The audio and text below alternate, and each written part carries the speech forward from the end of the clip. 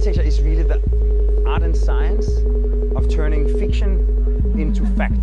Sometimes kind of real architectural life interferes with intellectual architectural life. There is no such thing as architecture. Hello, this is Vikram Prakash, and you are listening to Architecture Talk. Each episode, we try and have a conversation with a contemporary thinker on issues of architecture and architectural thinking, and our goal is somehow to get into the minds of people who think about architecture in complex ways, who try and tie the threads together, and who advance the frontier of what architecture has been, what it is today, and therefore, by implication, what it might be tomorrow. Today I'm talking to my good friend Ken Tadashi Oshima, who's Professor of Architecture here at the University of Washington, who's also the Chair of Japan Studies, and who recently has just finished a term as President of the Society of Architectural Historians. An expert on Japanese modernism, broadly defined, Ken has been thinking about the complexities of the global relationship that architects of Japan and the architectural history of modern Japan has had in terms of the Edo period, which is to say before the war, after the war, and in the recent past. Through it all, his own life has been inscribed by the fantastic transnational commerce of architectural and architectural ideas, particularly those between Japan and the United States. I ask him about that life, and I ask him about the story of architecture that has occurred across the Pacific Ocean. Here we go. Well, welcome to Architecture Talk, Ken. Thank you. Ken, when I look at your CV, and you're so productive, and you produce articles by the day, and you teach a full course load, and you run the Japan Studies program here at the University of Washington. How do you do all this? Well, it's easier to look back and see things accomplished, but looking forward, there's always this fear of failure or not meeting a deadline. But if anything, seeing a life of projects, the broader questions that inspire it, but how that can really continue on from a particular paper that might be published, or that also can be the basis of another seminar, and that will engage something else in some other ways. A paper I wrote at Berkeley as a Master's of Architecture student on garden cities in Japan for Spiro Kostov in his last lecture course eventually was published in the Journal of Society of Architectural Historians. I was encouraged to submit it. It went through revisions, and that was the basis for doing more work later on when I entered the PhD program at Columbia and seeing it from a new perspective then. So really seeing all these projects have a continual life. You think it's over, but it isn't. For example, I engage a lot of exhibitions, whether it be curation of that, writing for that, and it's very temporary, but it's very exciting to see it engaged by people who visit, having talks or symposia for that. Right. It's published in a catalog, and then it has a further life in printed form that is really exciting in the way that when you're only publishing, you don't necessarily have that audience. Right. I think that's really a good thing. I mean, of course, we are wedded to the publication world and the scholarly text, but to always think about multimedia, particularly in this day and age, don't you think that architectural historians, besides writing scholarly books and articles, should be mining every new media opportunities? Absolutely. And so this past fall... Like podcasting. Exactly. This past fall at the Chicago Architectural Biennial had the theme Making New History, with Sharon Johnson and Mark Lee as curators.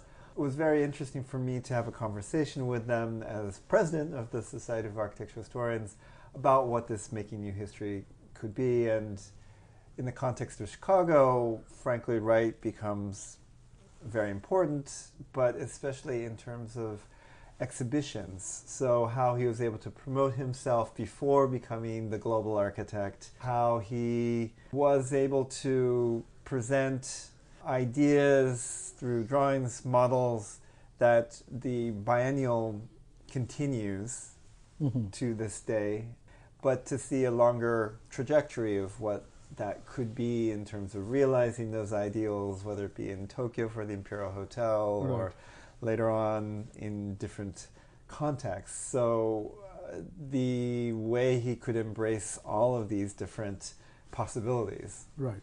So in fact, what you're telling me is, we've got all these multimedia today, but really Frank Lloyd Wright, and we certainly know Corbusier, everybody has been using all the media for a long time. In the old days, even Vitruvius was writing books, and the preferred medium of Alberti was to write text and treatises and pamphlets and get the word out.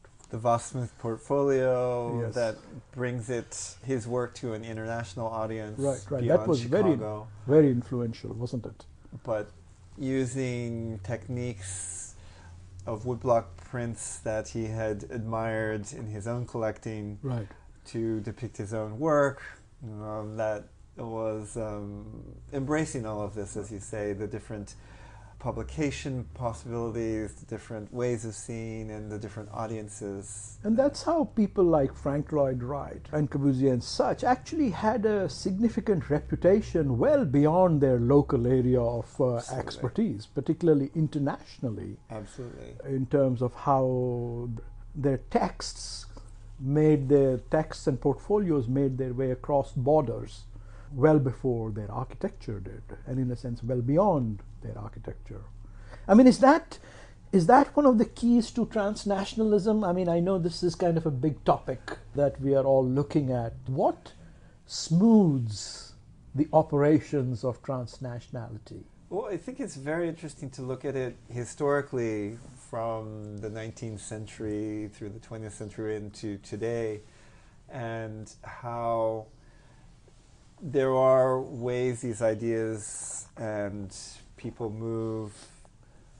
Publications are easier to transport than buildings, obviously. Right. And how initially Frank Lloyd Wright is being inspired by Japan through prints and collecting those. He collected a lot of Japanese prints, didn't he? Absolutely. And so was also a tremendous dealer, making a lot of money. Is that right? Absolutely. And there's a whole scandal related to that. But how he's able to draw from that initially within the context of Wisconsin at Taliesin or in Chicago, then to travel to Japan in 1905, have a different perspective based on that climate, seeing different customs, etc., and how this, in counterpoint to traveling to Italy, is all part of what he's drawing from. So what I would argue, and what we in the Museum of Modern Art exhibition of Frank Lloyd Wright talked about as the first global architect in that way, because he's really drawing from so many different contexts and actually practicing. So whether it be in Tokyo. No, wait a minute. Now let's try and drill down a little bit. Is a transnational way of practicing and being in the world the same as being a global architect? Are they the same, similar, or different? What is your thinking on this? For me, there's a question of scale. And global is perhaps a much more contemporary word. Right. That we think of in terms of capital, in terms of a internet age where things can travel instantly around the world. But of any of the architects, perhaps Frank Lloyd Wright and Le Corbusier are broadest in their purview of sources, of travels, and actually of practice, being in these places to build. And transnational, in my mind, does really emphasize that trans aspect of how you connect nations or places, and slightly different from international.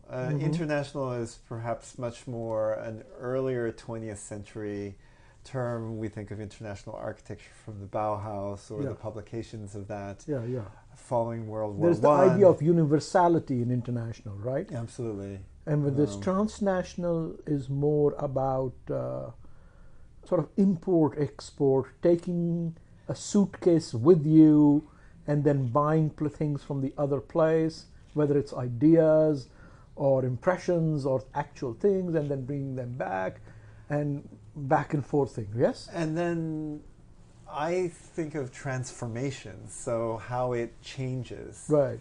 Along the way. Between, but the emphasis on this transformation in transnational, so that it isn't simply the two countries represented in between, but there is a creative process that draws from these multiple sources to... Why do you say countries? Is it about nation states or is it about place? I say that in terms of transnational. Right. The national.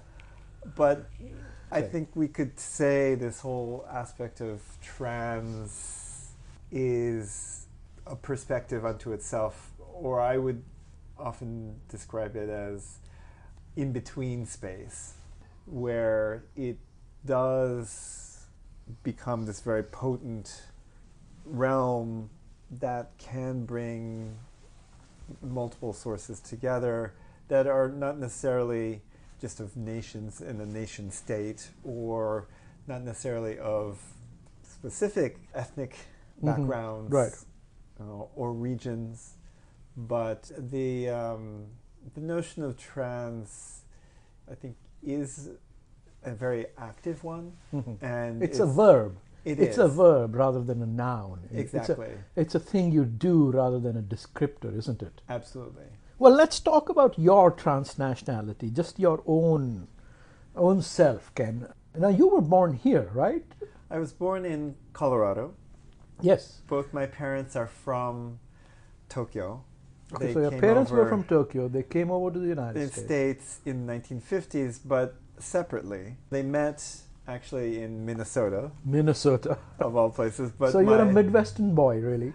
Well, I would say Colorado is not the Midwest, it's the Rocky Mountains. Fine, and, that with my parents, my father was a botanist plant pathologist, went to Colorado and Minnesota for graduate work, whereas my mother worked at the American consulate in Tokyo, had friends there, went to South Carolina, then to Kentucky, and then to Minnesota, where she met my father. So it's a very complex journey in terms of how that works. But myself, focusing on architecture in Japan, connected to a broader context. Did you go to Japan often as a kid? Did your parents take you? As a kid, but I really did go to school in the United States, K through 12. But like Indians, we take our kids home every summer. So I was exposed to that,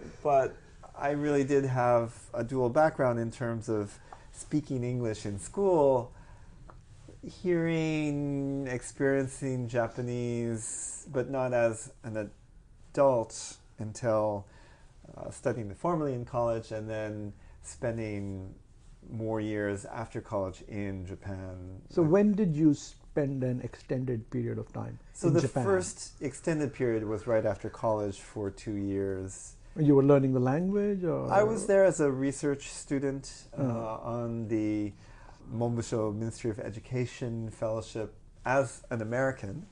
Now, why did you go there? Was this your initiative, or you were looking for roots, or your parents wanted to go? So my undergraduate degree focused on Japanese architecture, and I wrote a thesis on post-war Japanese houses. And so you it were was always working on Japanese a architecture. natural trajectory from that.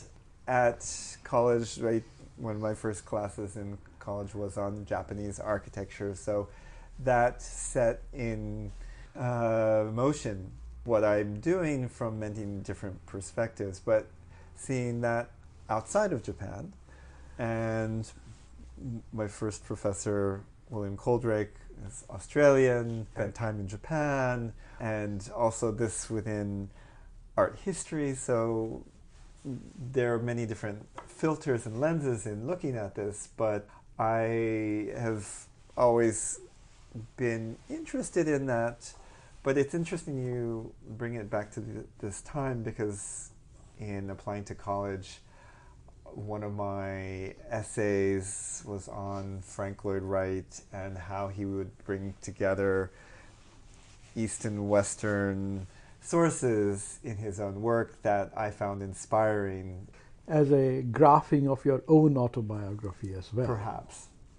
And that being epitomized in the Frank Lloyd Wright room at the Metropolitan Museum, and being very interesting to understand that on many different levels through time. Well, why do you think American architects, and America in general, or modern architects, were so into Japan? It is on many different levels, I think.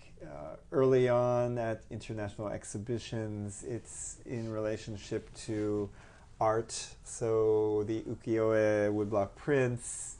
No, I know there's all this good stuff, but they could have been into Chinese stuff or Indian stuff, but no, they're into Japan. Why Japan?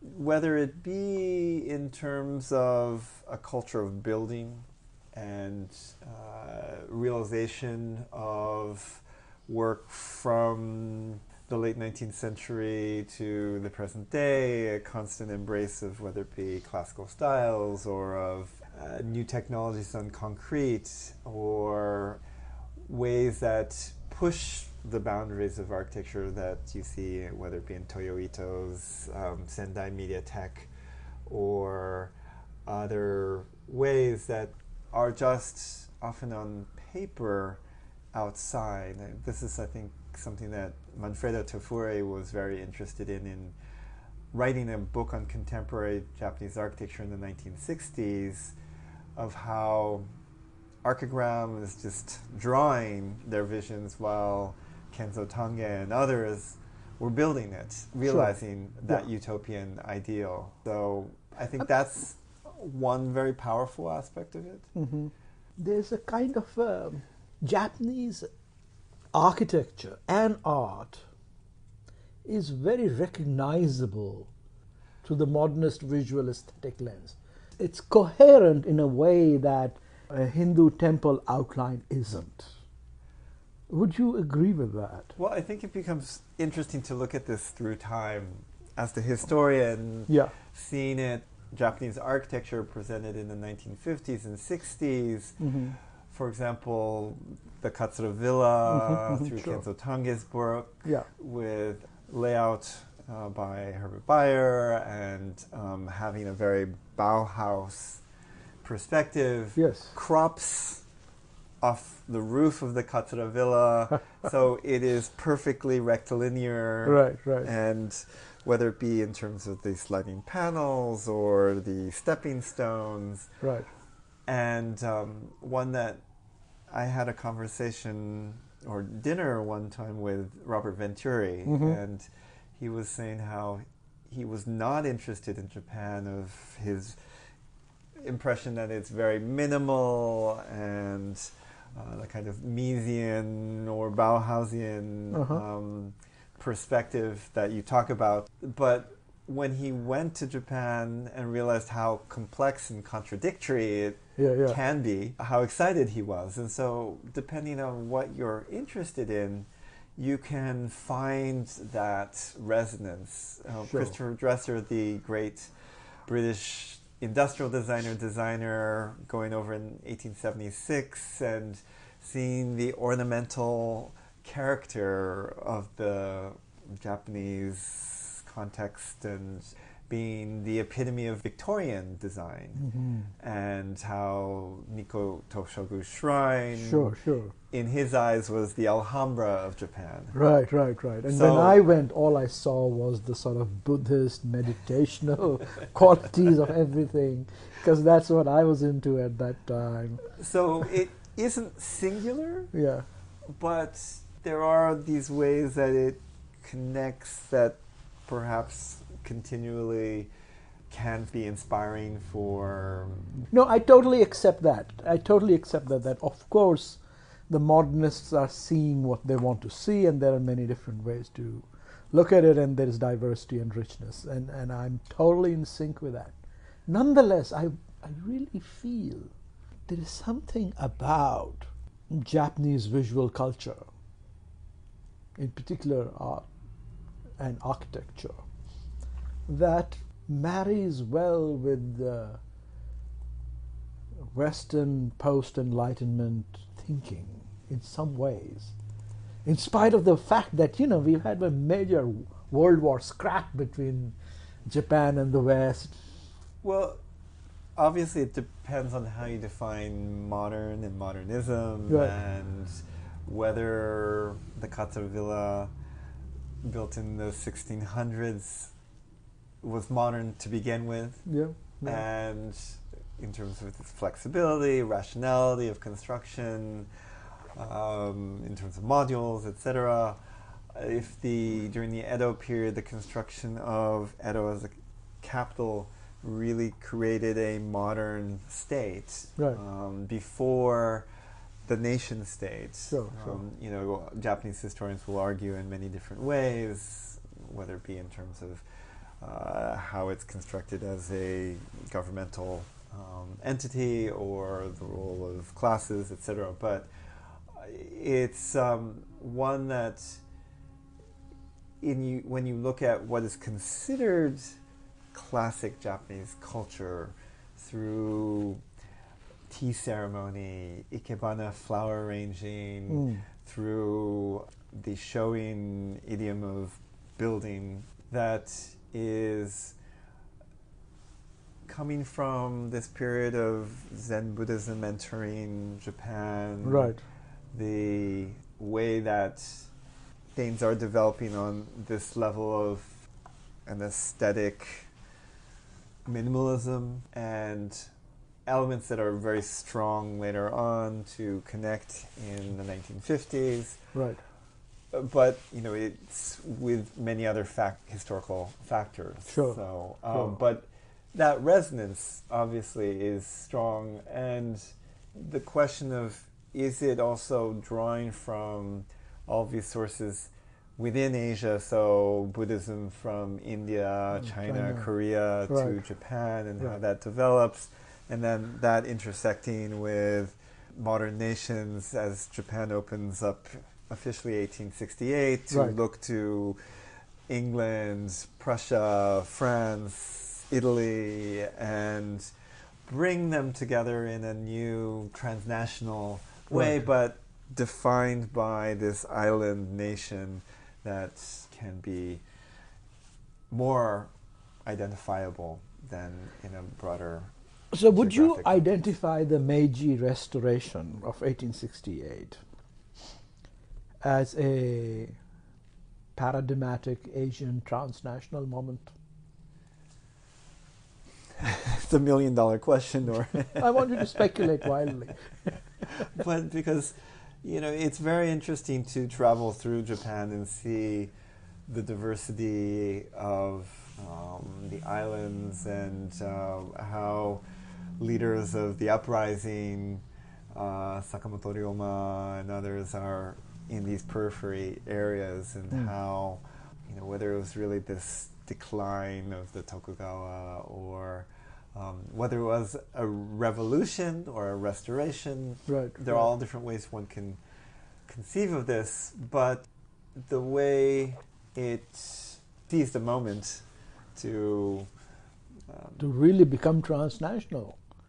I mean, there are so many revolutions, but this is a sort of a very specific kind of a revolution. to selectively be transnational. And so it's What do you mean not selectively be transnational? so the Meiji government, the Iwakura mission, is going to many different countries and seeing Yeah. what connects with Japan. What can we adopt?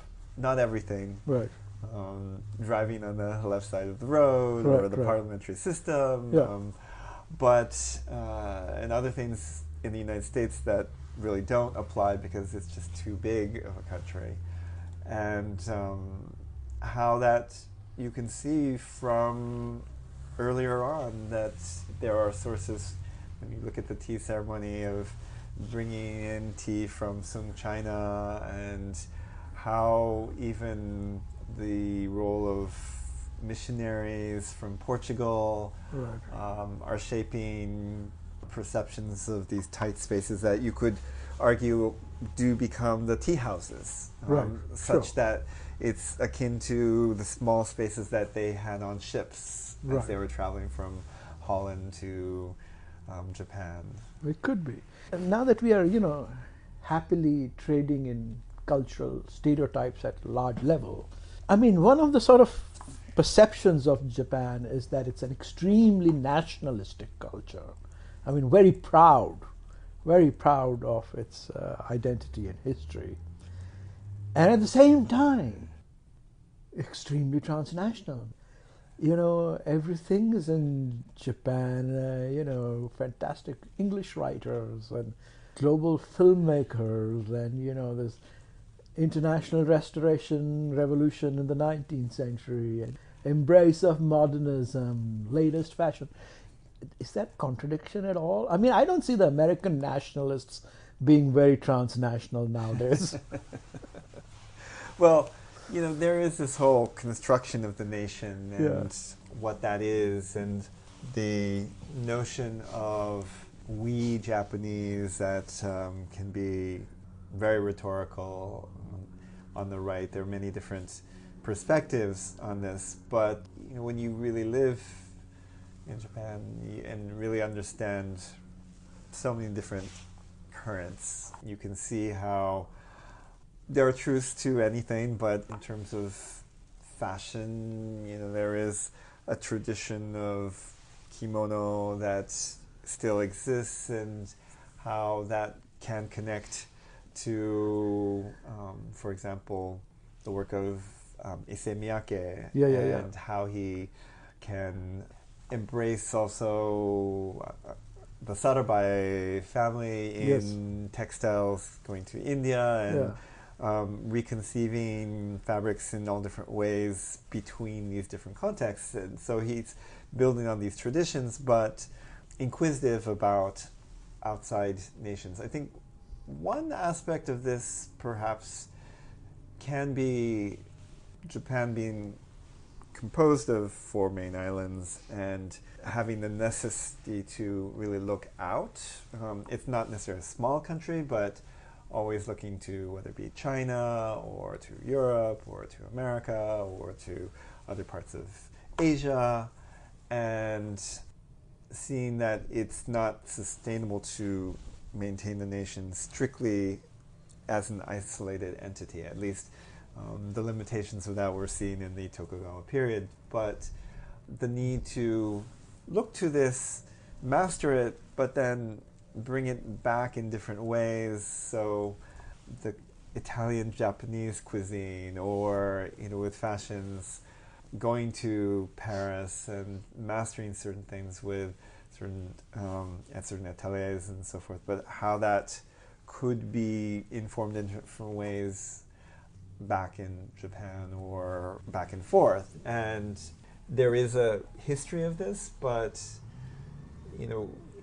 what I find most interesting is this back and forth, because when you are only in Japan, it can actually be very limiting. You have the master and the disciple, and that continues on. But for example, with sushi, you wouldn't have the rolls only in Japan. The California roll was invented outside of Japan. And so you don't think they could invent the California roll in Japan or sushi and in Japan? then it's re-imported, and how that boomerang effect works. Myself, I'm from Japan ethnically, but born in the United States, and so how that gives me different perspectives than if I had only lived in Japan, only went to school in Japan. And so that definitely gives me a different position than people I have as colleagues who are based in Tokyo, who have always lived in Tokyo. Right. Well, that'll be a good time to take a break. We're talking to Ken Oshima, who's Professor of Architecture here at the University of Washington.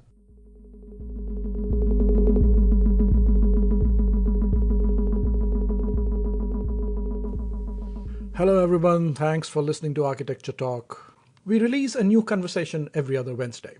So, if you're enjoying this conversation, please do be sure to visit our website and to check out some of the earlier conversations. From the website, you can also subscribe to this podcast and you can listen to the other episodes. You can also simply directly subscribe to us via Spotify or via the podcast app. And of course, we are available to be heard via any of the other podcasting apps that are available on the internet, such as Stitcher, Overcast, etc. We would also love to hear from you if you have any questions or just some comments, or even have a suggestion for a future episode. You can reach us via the contacts page on architecturetalk.org. Thank you for listening again.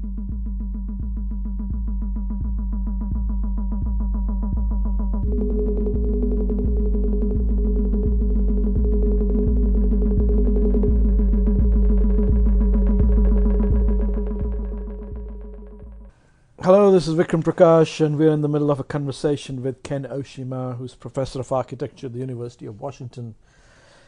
And we are trying to get into the dynamics of transnationality, transnational practice, transnational ways of thinking, particularly with respect to Japan. And I wonder, would you describe Antonin Raymond as a Japanese architect? It's a very interesting question, because within Japan, some people see him as the father or grandfather of modern Japanese architecture. Okay. Because he established his practice in the 1920s in Tokyo and really pioneered reinforced concrete, exposed as a surface as well as structure, epitomizing his own house. But he also employed Kunio Maekawa, and through that there is a connection to Kenzo Tange and Junzo Yoshimura, etc., that really outlines a field that has established modern practice, but can be seen to lead directly to Antonin Raymond. So he's considered to be a Japanese sensei. On one hand. By others, he's not always included in the history of modern Japanese architecture because he's not Japanese. He is the Czech-born American architect who practiced in Japan for some 20 years before, 20 years after World War II, but could also be seen as the foreigner. And how... Is that a big thing in Japan, seeing the insiders and the foreigners? So there's a history of the foreign experts going to Japan to teach, whether that be Josiah Condor or others. And so they are the experts, but there's always a little bit of a distance. With Antonin Raymond's case, I think it really evolves through his extensive time living and practicing in Japan and the sheer extent of his built work. Some 400 projects attest to how much he really did, not only in Japan, but back in the United States and then in India. But his transnational perspective is evolving. He leaves the Czechoslovakia when it's Czechoslovakia, but obviously things change with World War II. Right. And family members die. We discovered that he's Jewish in origin, and I did not he know had that. a different spelling of his name, Right. Raymond, but he's designing Catholic churches and Christian colleges in Japan and seen as the expert in that. And so whether he's European or also his first firm is promoting him as the American architect, and one, at least in terms of technology and scale of practice, is pioneering at that time, having worked not only with Frank Lloyd Wright, but Cass Gilbert. Right. So he is fulfilling that hat, but he's definitely doing many different things. So there are many hats. And that's the sort of transnational game. It's like learning to wear very different hats. Absolutely. And sort of every time you wear it in a kind of different way. And it's also a matter of wearing the wrong hat at the wrong place, right? Absolutely. I mean, I don't know if you feel that. I always feel like I'm wearing the wrong hat. Isn't it? You always feel like, well, am I the Indian, or am I the Seattle guy, or am I the American, or am I the transnational guy, or am I the... Well, I think it's never clear cut. The glass half full, half empty, and how people perceive that. So Raymond in... Or how you feel as a person. That's true. That's true. That's what I'm interested in. Is like, what did Raymond feel practicing in Japan for 40 years? Which, when you're in that context, you're responding to builders, you're responding to practices of how that is all operating. There's a culture that is different from Park Avenue in New York. Right. And being able to respond to that is certainly a skill that he had himself, drawing from Frank Lloyd Wright, Le Corbusier, Auguste Perret, but also his staff in Japan, that makes him in between. And so Antonin Raymond is drawing from many different sources, and he's architecturally looking to Le Corbusier, he's worked with Frank Lloyd Wright, looking to Auguste Perret, having worked for Cass Gilbert, but also the many sources on his staff and builders. So he's really drawing from all these different people, inspirations,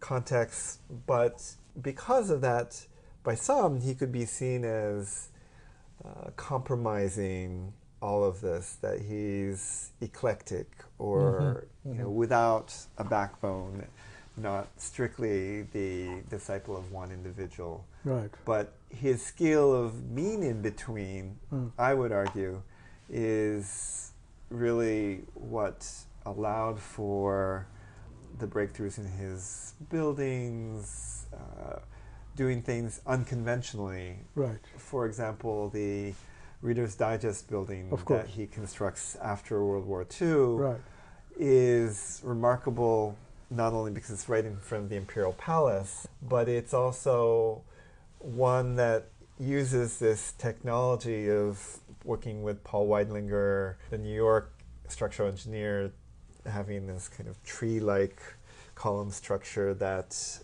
the Japanese Architectural Professional Structural Engineering Association is saying will fall down, is unacceptable by their standards. By American standards, it's seemed to be possible. How he's able to navigate between this to actually realize that and use the skill of the builders, use all of what is available there in Japan at that time, as well as what he can draw from outside. So that larger purview does become very important in this. So, who is the example of the reverse? I mean, we have Frank Lloyd Wright practicing in Japan. We have Raymond there. Corbusier builds a building. Now, are there Japanese origin architects also practicing around the world? Now, of course, there's Toyo Ito, there is everybody. Let's talk about that. Well, why is it that there are all these Japanese architects practicing around? There are no Indian architects practicing around the world. The Japanese architects are just like they're like the Swiss and the Denmark and Dutch architects practicing around the world.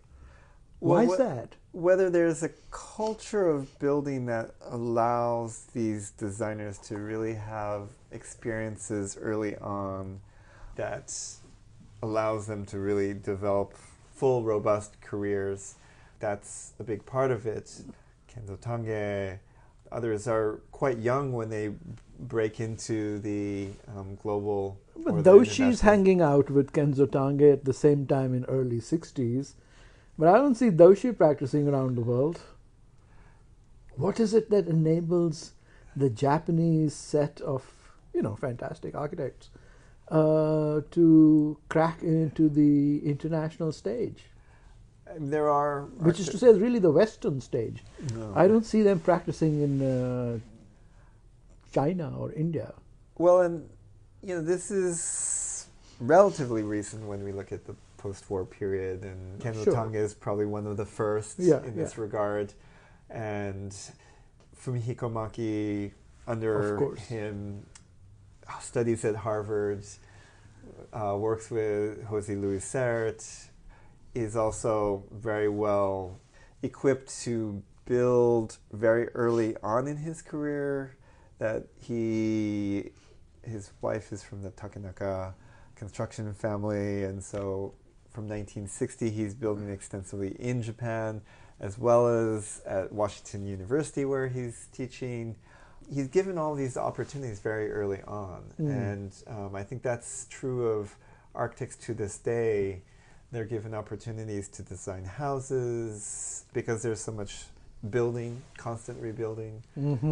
That's true for Antonin Raymond. He arrives in 1920, or just the eve of that, and with the 1923 Tokyo earthquake, is given a decade worth of work because of the sheer amount of construction that is required. And he would not have had that opportunity to the same degree had he stayed in New York. And it's one that I think is cultivating these designers from an early age. Is the status architects have either this mythical, Gregory Peck, Howard Rourke image in the US, or they are considered to be just nothing? What is the status of an architect in modern Japanese? Is this part of the culture? They're given so many projects early? Well, it really depends on who you're talking to, and even Toyo Ito will say that they're not given full respect by everyone, but it's a building culture that is not litigical. You are not suing everyone all the time. Okay. You're working together for the most part. Not, there are problems and so forth, like everywhere, but it's not the same degree that you would have here in the United States. And so there's far more experimentation based on that. And one that, the Imperial Hotel for Frank Lloyd Wright is his largest building to date. He doesn't have anything of that scale before, and to have not only really a hotel, but an urban microcosm that has a theater, the dining spaces, the entertaining areas, the shopping arcade, so forth and so on, that he did not have before. Other architects, Stephen Hole designing the Nexus housing in Kyushu, Ren Koolhaus also early on, some of these key projects, FOA for the Yokohama Ferry Terminal, they did not have that experience before doing that of that scale, and once they had that project built, they could go on to do many other things. But so the power of realization is one. But I just want to go back to this whole issue of transnational practice. You have other architects such as Shigeru Ban, who is educated in the States, first at SCI-Arc and Cooper Union, providing a different perspective on practice. He does work for Arata Isozaki, but often seen as being outside of the kind of mainstream of pedagogy from Tokyo University that you might see with Ken Okuma or others, but that through an unconventional approach has embraced cardboard tubes and disaster relief housing and other ways that through his work, his influence from whether it be John Haydock or time in Los Angeles, has been able to bring that back to his practice in Tokyo to see new opportunities or see opportunities in Paris, whether it be the Pompidou Metz or having his office attached to the Pompidou Center. And so I think there are these contemporary trajectories to this. I just want to go back to that autobiography question. Did you ever feel that you had to study Japanese architecture because you were ethnically Japanese in background? Or let me put it differently. Did you ever wish that you had nothing to do with Japan and you were working on, I don't know, South American architecture of Monte Alban? Have you ever struggled with this question, or has it always been natural for you? No, it's interesting. I mean, early on, growing up in Colorado, speaking English, I really embraced that period of being American and not necessarily wanting to study Japanese at that time, not necessarily. I mean, a lot of my nieces and nephews, they want to have nothing to do with India But it's, I think, being exposed at different times in college, embracing it much more seriously. Why did you start embracing it more seriously? Maybe a particular interest that was familiar in a certain way, but also seeing it from this outside perspective could be a way to discover different aspects.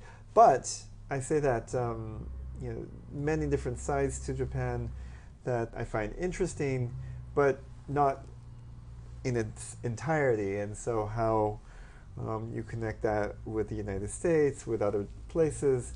I first started teaching seminars at Columbia and really wanted to teach to connect the Western and non-Western contexts. And but really being told that to satisfy certain curricula requirements, it had to be non-Western. It had to be. It had to be. And that it couldn't be, just modern, to embrace not only European modernism and Japanese modernism. It had to have that divide. Right. Based on that curricular requirement. Yes, and I mean, there are ways that I try to really play with that, but it is often seen that you have to only be one or the other, and or that I mean, when I finished my PhD, I was a scholar of post-structuralism and Derrida and Le Corbusier and modernism and stuff like that. I got my first teaching job and they said, "Oh, you have to teach a course on architecture of India." I was like, "What? That's nothing to do with my PhD." But there was this certain expectation, which then I fulfilled, and then I learned a lot, and now I'm into it. But I don't know if you ever experienced something like that. Well, and that expectation of being a specialist on Japan, outside of Japan versus in Japan is very different. I'm saying here in America. But it's interesting of what you would be doing within Japan, and you probably would do a lot less connected to Japan there than outside, just in terms of what's required. And within Japan, there's so many specialists, so that you are looking at the 16th century in this region through this particular typology. You wouldn't see the big picture. Right. And it's one that also, from perspective of Seattle, you see it's close, but also all different ways it's changed over time. I mean, one point I want to make is that when we say Japan, there are so many different ways things have changed from 19th century, 1920s, 1930s, 1950s, 1960s. It has evolved in so many different ways, from being this superpower to being a kind of secondary country, or how the economy has risen and dropped, and population has risen and dropped. And so there are so many ways you could approach this that become interesting. Sure. So again, the lack of singularity in this. Right. I mean, and inversely, at least this is my experience in India, and it sounds like it might be similar in Japan, that when in India they teach architectural history, it's very India focused. There's a sort of a certain fiction of an Indian architectural history. And then there's the West is like this modern architecture, and then maybe a little, the worst stereotype of Western history, and the worst sort of nationalistic version of Indian architectural history.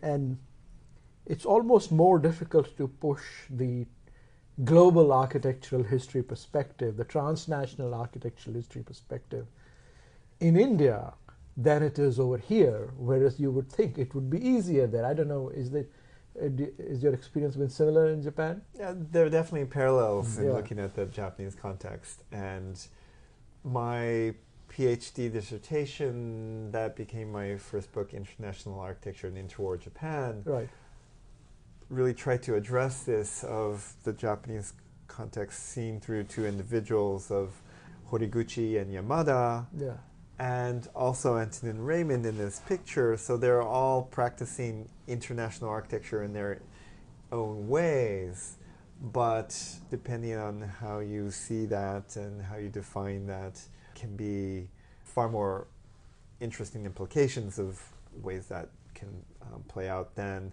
this singular one. And really there are very few works that go across time in this way, that bridge Japan with other countries in that same context. And yet the architects themselves are generally far more transnational. So the history is not necessarily caught up with the actual practice.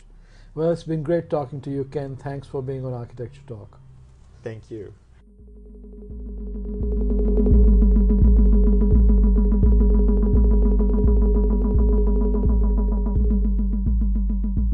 Thank you very much for listening to Architecture Talk. This is Vikram Prakash. I am the host of the show, and our show's producer is Elizabeth Umbenhauer. If you like the show, please do remember to subscribe on iTunes, Spotify, or wherever else you get your podcasts. And also take a moment and rate us on iTunes. Thank you very much, and see you next time.